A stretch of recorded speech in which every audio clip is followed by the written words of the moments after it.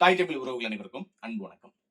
தொடர்ச்சியாக 2026 களத்தை நம்ம பார்த்துட்டு இருக்கோம். அந்த வகையில கிட்டத்தட்ட ஒவ்வொரு தொகுதிகளையும் கலாய்வுகள் செய்து கடந்த தேர்தலில் எவ்வளவு வாக்குகள் ஒவ்வொரு கட்சிகளும் வாங்கியிருக்காங்க அப்படிங்கிறத கால்குலேட் பண்ணி தான் நம்ம இந்த காணொலியை வெளியிட்டு இருக்கோம். அந்த வகையில இன்னைக்கு நம்ம பார்க்க போற தொகுதி தமிழ்நாட்டுல ஒரு முக்கியமான ஒரு தொகுதி அப்படின்னே சொல்லலாம். என்ன காரணம் அப்படின்னா, ஒரு தொகுதி அப்படின்னா விவசாயம் சார்ந்து இருக்கும். அப்படி இல்லைன்னா வேற ஏதாவது தொழிற்சாலைகள் சார்ந்து இருக்கும்.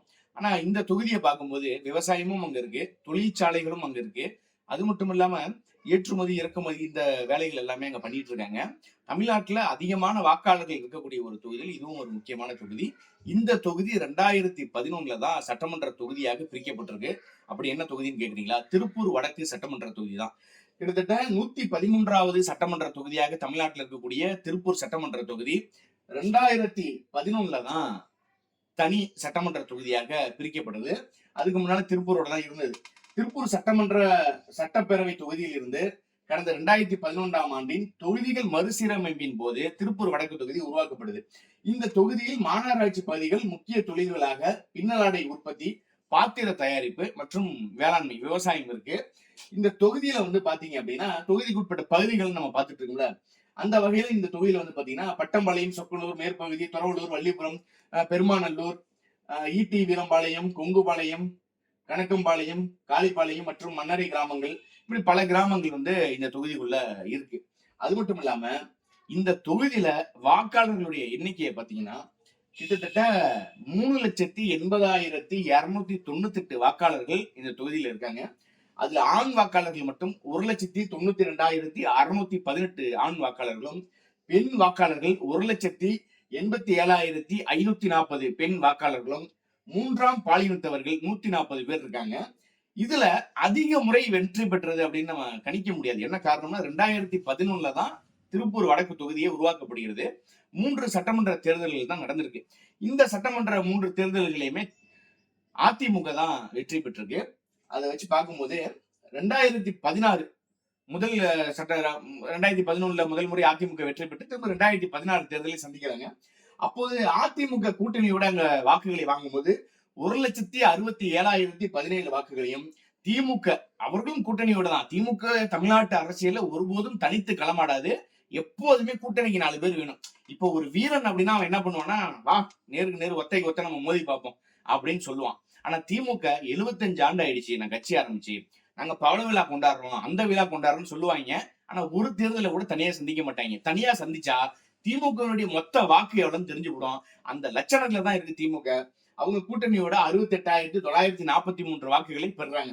அதற்கு அடுத்து பாத்தீங்கன்னா சிபிஐ 2016 மக்கள் நல கூட்டணியில போட்டியிடும் போது 20,061 வாக்குகளை பெறுறாங்க. பிஜேபி பாரதிய ஜனதா கட்சி அவங்க 8,397 வாக்குகளை பெறாங்க. அந்த 8,397 வாக்குகளும் அங்க வடமாநில தொழிலாளர்களுடைய ஆதிக்கம் மிகப்பெரிய அளவுல இருக்குன்னு நம்ம நிறைய பேசிட்டு இருக்கோம். அது தொடர்ச்சியாக அங்க இருக்கு. அதே போல நாம் தமிழர் கட்சி முதல் தேர்தல் 2,931 தேர்தல், அவருடைய வாக்கு விழுக்காடு பாத்தீங்கன்னா 1.33 விழுக்காடோட வாங்குறாங்க. பாட்டாளி மக்கள் கட்சி 2016 தனித்து களமாக கண்டாங்க. அவங்களே 1,750, கிட்டத்தட்ட பல ஆண்டுகளாக இருந்த கட்சி 1,750 வாக்குகளை பாட்டாளி மக்கள் கட்சி பெறாங்க. நாம் தமிழர் கட்சி 2,931 வாக்குகளை பெறாங்க. அடுத்ததா பார்த்தோம் அப்படின்னா நாடாளுமன்ற தேர்தல். இந்த நாடாளுமன்ற தேர்தல் 2019 மீண்டும் திமுக கூட்டணியில சிபிஐ போட்டிடுறாங்க. சிபிஐ என்ன பண்றாங்கன்னா 93,134 வாக்குகளை பெறாங்க. 41.96 விழுக்காடு வாக்குகளை பெறாங்க. இங்க அதிமுக 78,514 வாக்குகள் அவர்களும் கூட்டணியோட பெறாங்க. 35.37 விழுக்காடு வாக்குகளை பெறாங்க. மக்கள் நீதி மையம் ஒரு நடிகருடைய கட்சி. அந்த கட்சிக்கு கிடைத்த வாக்கு 21,589 வாக்குகளை பெறாங்க. நாம் தமிழர் கட்சி 11,470 வாக்குகள், கிட்டத்தட்ட 5.16 விழுக்காடு வாக்குகளை நாம் தமிழர் கட்சி பெறாங்க. ஆனாலும் நாம் தமிழர் கட்சியை விட மக்கள் நீதி மையம் கூடுதலான வாக்குகளையும் அங்க இருக்கக்கூடிய விழுக்காடையும் அங்க பெறாங்க. ஆனா இப்ப நாம் தமிழர் கட்சி எங்க இருக்கு, இப்ப மக்கள் நீதி மையம் எங்க இருக்குன்னு கேளுங்க. மக்கள் நீதி மையம் திமுக போயிடுச்சு. ஆனா நாம் தமிழர் கட்சி இப்போதும் மக்களுடைய பிரச்சனைக்காக, இனத்துக்காகவும் மண்ணுக்காகவும், மொழிக்கு ஒரு பிரச்சனைனா, தமிழர்களுக்கு ஒரு பிரச்சனைனா முதல் நாளாக களத்தில் நிக்குது. அவர்களுக்கு மட்டுமல்ல, பிறப்புக்கும் எல்லா உயிருக்கும் அடிப்படையில இந்த உலகத்தில் இருக்கக்கூடிய அனைத்து உயிர்களுக்குமான அரசியல் பேசக்கூடிய ஒரே கட்சி நாம் தமிழர் கட்சியாக இன்னமும் களத்தில் நின்று சமரசமின்றி போராடுறாங்க. அதுதான் அவங்கள்ட்ட பிடித்த ஒரு விடயமே. அதுக்கடுத்து பாருங்க 2021 அங்க அதிமுக கூட்டணி 47.62 விழுக்காடு வாக்குகளை பெறாங்க. கிட்டத்தட்ட 1,13,384 வாக்குகள் அதிமுக கூட்டணி பெற்றாங்க, வெற்றி பெறாங்க. திமுக கூட்டணியில 73,282 வாக்குகளை பெறாங்க, 30.78 விழுக்காடு வாக்குகள். நாம் தமிழர் கட்சி 23,110 வாக்குகள், 9.71 விழுக்காடு. இங்க மக்கள் நீதி மையம் பாருங்க 19,602, 8.23 விழுக்காடு வாக்குகள். இங்க தேமுதிக ஐயா விஜயகாந்த் அவர்களுடைய கட்சி தேமுதிக என்ன பண்றாங்க, முரசு சின்னத்துல போட்டிடுறாங்க, 1.44 விழுக்காடு வாக்குகள், 3,427 வாக்குகள். இப்ப ஏற்கனவே அங்க மக்கள் நீதி மையம் வந்து அதிகமான வாக்குகளை பெற்றிருந்தாங்களா நாம் தமிழர் கட்சியை விட. ஆனா இங்க பாருங்க மக்கள் நீதி மையத்தை விட நாம் தமிழர் கட்சி இந்த சட்டமன்ற தேர்தலில் கிட்டத்தட்ட 4,000 வாக்குகளுக்கு மேல பெற்றிருக்காங்க. ஆனா இந்த 2021 போட்டியிட்ட அதே மக்கள் நீதி மையம் இப்போது 26 தேர்தலுக்கு தனிச்சு போட்டியிடுவாங்களா? போட்டியிட மாட்டாங்க. ஒரு மாற்றத்தை உருவாக்கிட்டாங்களா? உருவாக்கல. அப்ப மக்கள் நீதி மையம் என்ன பண்ணாங்க, ஒரே ஒரு ராஜ்யசபா சீட்டுக்கு திமுக கிட்ட சரண்டர் ஆயிட்டாங்க, அவ்வளவுதான். அப்ப 2021 23,110 வாக்குகளை நாம் தமிழர் கட்சி பெறுது. அப்ப இந்த 23,110 இந்த இதுல நீங்க பார்க்கும்போது என்ன தோணும்னா, 23,000 ஓட்டெல்லாம் ஒரு ஓட்டாங்க. அங்க பாருங்க அதிமுக பாருங்க 1,13,000, திமுக பாருங்க 73,000. இப்ப நீங்க பாருங்க 73,000க்கும் 23,000க்கும் வித்தியாசமே 50,000 தான், 50,000 வாக்குகள் தான். இந்த 50,000 வாக்குகள் திமுக எப்படி கிடைச்சிருக்கும்னு நீங்க நினைக்கிறீங்க? காங்கிரஸ், சிபிஐ, விடுதலை சிறுத்தை, அதுக்கப்புறம் இன்னும் இருக்கக்கூடிய கூட்டணி கட்சிகள், அப்புறம் மனிதநேய ஜனநாயக கட்சி, மக்கள் மமமுக, தமுக, என்னென்ன கட்சியோங்க. ஆனா இந்த தேர்தல்னு வந்துட்டாலே பல கட்சிகள் வந்துடுது. இந்த லெட்டர் பேடு கட்சியெல்லாம் எனக்கு ஒரு சீட்டு கொடு, இல்ல எனக்கு 2 சீட்டு கொடு, இல்ல நான் 3 சீட்டு கேட்பேன் இந்த தடவை, நாங்க வந்து அங்கீகாரம் பெறாமலாம் விட மாட்டோம்ல அப்படிம்பாங்க. வருவாங்க, ஆனா அவங்களுக்குன்னு ஒரு சின்னமே இருக்காது, சொந்த சின்னத்துல கூட நிக்க மாட்டாங்க.